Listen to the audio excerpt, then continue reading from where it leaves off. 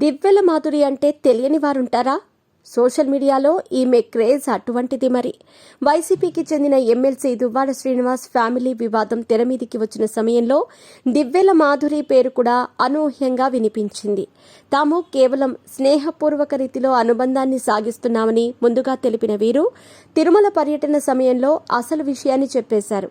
తమ కుటుంబపరమైన న్యాయ సమస్యలు ఉన్నాయని, అవి పరిష్కారం కాగానే పెళ్లి చేసుకోబోతున్నట్టు ప్రకటించారు. ఇలా వీరిద్దరూ నిత్యం వార్తల్లో ఏదో ఒక రూపంలో నిలుస్తున్నారు.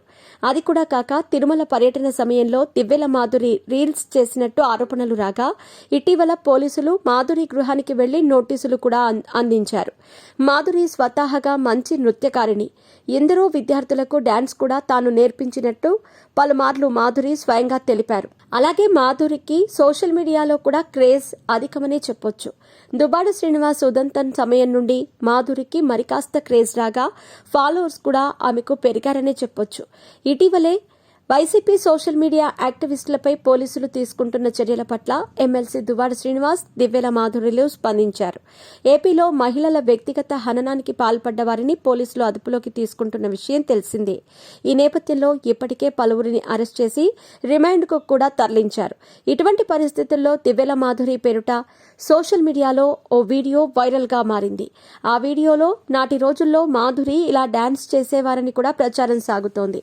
ఈ ప్రచారంపై దివ్వెల మాధురితో పాటు దువ్వాడ కూడా సీరియస్ అయ్యారు.